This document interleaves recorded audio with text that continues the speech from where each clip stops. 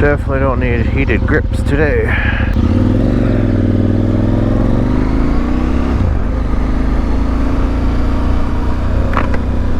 Alright, so what's going on, meatheads? Back with you for another video to pump up your day with some motorcycle content. We're headed in to the primary job to make some money, but I believe I have finally actually cracked this code of getting my actual good camera audio and microphone audio back. So I bought like I bought a microphone a while ago when I went out to the Bighorns and Yellowstone and rode the Chief Joseph Byway and all that. And turns out I feel like that microphone was just not designed for the kind of audio that that I wanted it to capture, and I think it was also a little bit cheaper than my original microphone, which was one of the Purple Panda omnidirectional lapel mics, you know, whatever the Amazon description is, you know, all that. Because that mic lasted me, you know, 3 years. It's the majority of what my videos audio had was from that microphone. And now I believe, as long as everything is plugged in, which I believe it is, I'm recapturing that same audio with a very similar, well actually the exact same microphone that I originally captured audio with, just a new one, because I was sick of editing videos and either it sounding like I was in a fishbowl or completely like having to ditch audio of all sorts. Also, look at all the flooding. Isn't it wonderful? All last week it rained. We had a total of like 10 inches of rain come over in 4 or 5 days. Like, just look at all that. We got lakes now. If you go back on a lot of my previous videos, you'll see that this was all actually farmland and just fields, and now it is lakes. So it's wonderful, isn't it? Alright. I'm sorry, trucker.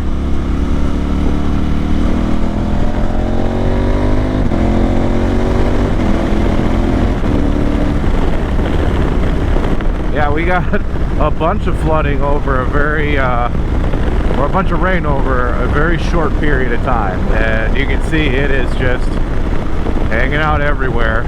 It's quite ridiculous. Flooding in all the ditches. This creek is maxed out. All that's maxed out. I want to take my side highway because I haven't actually seen if it's flooded this way, but I'm kind of concerned that it is, and I won't be able to use it anyway. But I don't see any road closed signs right out here at the intersection, so give it a shot, I guess. Oh, that quick shifter is wonderful. Oh, tar snakes, avoid those.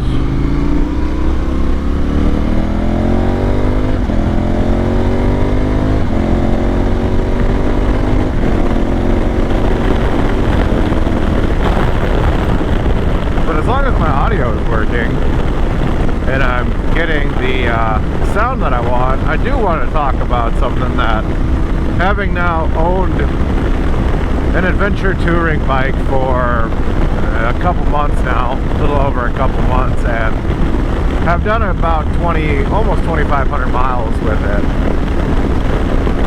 I do gotta say, I wonder why, the thought occurred to me of why aren't adventure bikes here in the United States more popular than they are,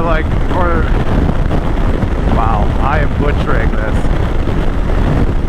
The thought occurred to me of why aren't adventure touring bikes more popular here in in America like they are in Europe, because I've been watching a couple of channels on YouTube of guys that go and do a lot of touring around in Europe, and almost all of the guys that are doing long distance touring around in Europe are all using GS's, these KTM 1290s, Honda Africa Twins, you know, such and such, right?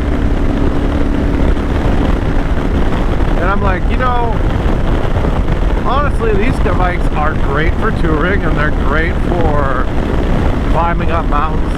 They're basically, they can do all, and they're honestly a better platform to do touring, and then also go, or I should say, touring in some regards.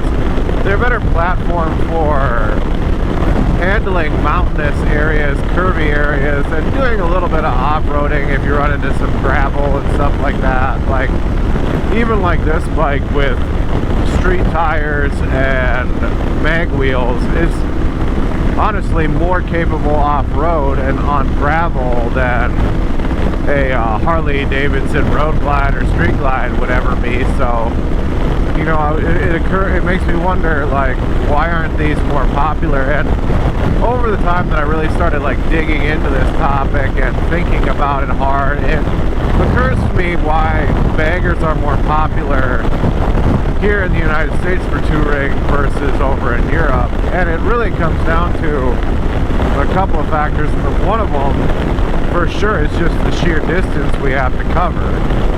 You know, Europe, I know I've seen like graphics where like Texas is almost the same square mileage as the entirety of the European continent. You know, it's kind of sad, because that's just one of our states, and we have another 49 of them, you know, minus, well, I should say 47 of them in the lower 48, because Alaska is a whole other animal. Alaska could be its own continent in its own right. So it makes me wonder, like, or it makes, that is probably the biggest reason why adventure touring bikes aren't as popular, because although these bikes are very much so capable of handling distance riding, and I mean, I honestly am more comfortable touring a long distance on this bike than I was with my bagger at quite a bit, or at one point, because that saddleman seat was just trash. So if anybody actually still has questions about if my saddleman ever broke in, no, it did not. I ended up breaking into it. So if that'll let you know how I feel about it. I ended up, but when you just look at the fact that we talk about the sheer distances we have to travel, a longer framed bike, a lower sitting seat height, you generally, if you get a true touring seat, you're gonna have a good time going across the country, or going, you know, 600 miles a day, 1,000 miles a day on a big bagger versus, you know, an adventure touring bike. But again, it's not for everyone, you know, or it may not be the case for everybody. I personally feel that I could hop on this bike and get lost for a week and just ride consistently every day, you know, rock 500-mile days, and I'd have no problem with it with this bike. But to each their own, you know. But I think that the distances we have to travel, and then if you're definitely riding with a passenger or with a partner, the big bagger is going to be better. This sheerly from the fact that this bike is more compact, and for two people to be comfortable over a long distance or a significant amount of time, you got to be talking that people have the ability to stretch out and move around, and simply put, that's best on the big ultras, the Goldwing Tourers and stuff like that. So you know, if you're having a passenger ride with you, it's not impossible to do on an adventure bike, but I think your partner, your spouse will definitely be happier if you were on an Ultra or on a big Goldwing or stuff like that. You know, and I think that's a fair majority of riders end up, especially older riders that are into more of the touring segment, have spouses, have significant others that want to ride with them, and they don't necessarily want to ride a separate bike. They want to ride the same bike and to share the same experiences and stuff at the same time. So, you know, that means that you kind of necessitate having a bigger bike so that everybody is comfortable while doing the touring. Oh my god, this stuff is just trash. Tar snakes. They just needed to resurface this road, not fucking do this. Because now I can't even rip through that corner like I normally would.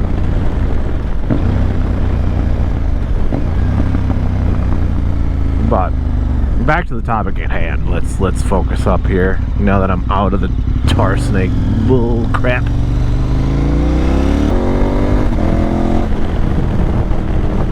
Quick shifter moment.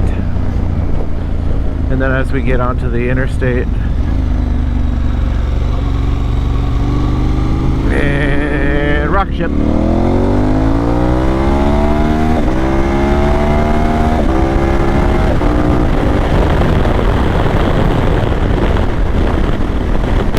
Also, I think one of the bigger reasons why adventure touring bikes just don't take off is the design of them are really tall.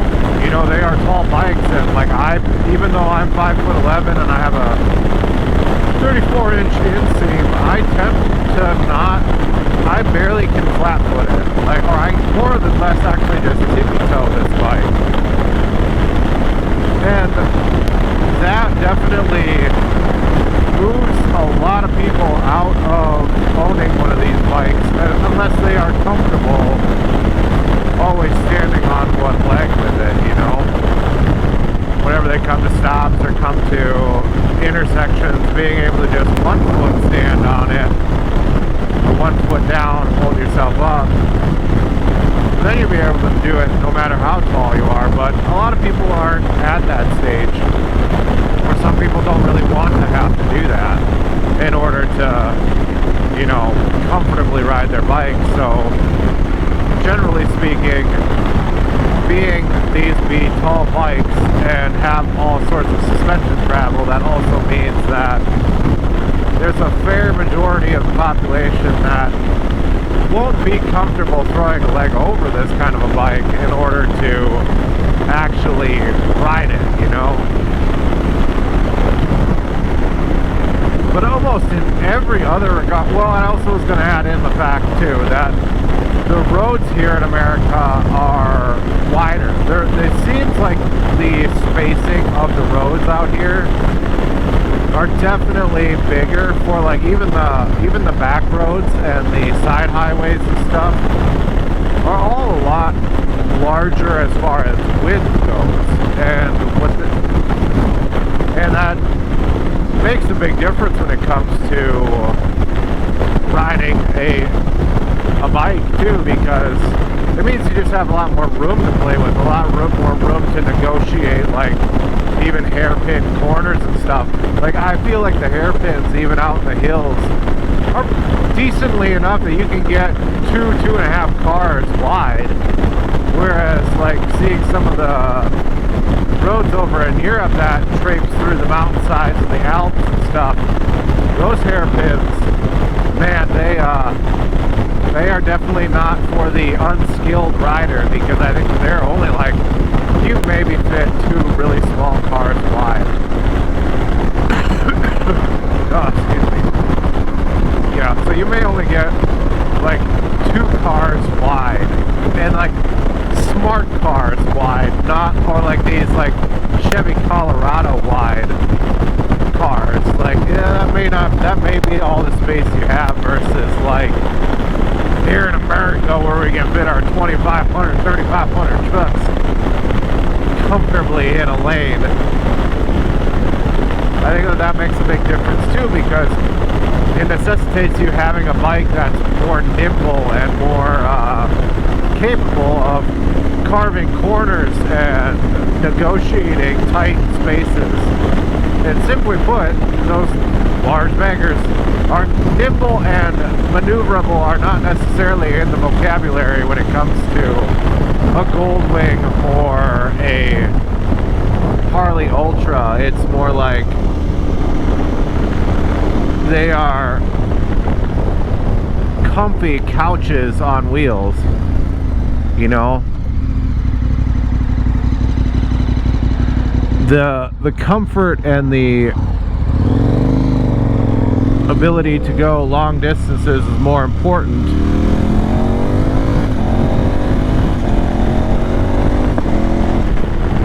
than the actual like handling and capabilities of that motorcycle when it got to the corners and the twists. You know, it's meant to do it at a leisurely pace, and there's nothing wrong with that. It's just that I think that there's quite a few people, and I think the performance bagger community is pretty strong evidence for it, that there is a crowd of people that want true, well-meaning performance machines that can be capable of touring. You know, they kind of want it the other way around, where it's a bike that is super capable in handling and maneuverability and capable of carving canyon roads and stuff, but I can also tour with it. And I think that a lot of them end up trying to make their baggers into this platform. They put taller suspension on it, they put more money and dump a bunch of money into the engine and all that to get the performance out of it, you know. So like after a while you're like, well, all right, now that I've been outside of that community and not, I guess, like biased about Harley Davidson anymore, like I think Harley Davidson has a place, but I don't think it's the greatest thing since sliced cheese. That a lot of them end up trying to make their ADV, or they're making their baggers into what these bikes already do right from the factory. And you know, there is still a lot of like the heritage towards Harley Davidson, BMW, you know, even BMW, but Indian especially, the American heritage aspect of those motorcycle brands and those motorcycles themselves definitely get people to go towards them versus any other brand. And even though Harley Davidson now has the Pan America, which is a very capable adventure touring bike as well, there's still a lot of people that just aren't going towards it. They're not buying it, you know. They're not buying it nearly in the same amount of droves of people that are buying like the street glides and the road glides and stuff, especially since they just redesigned those bikes, which I want to actually go and test ride one whenever the demo fleet comes through. So be aware that I will go back on a road glide at some point, just won't be one that I own.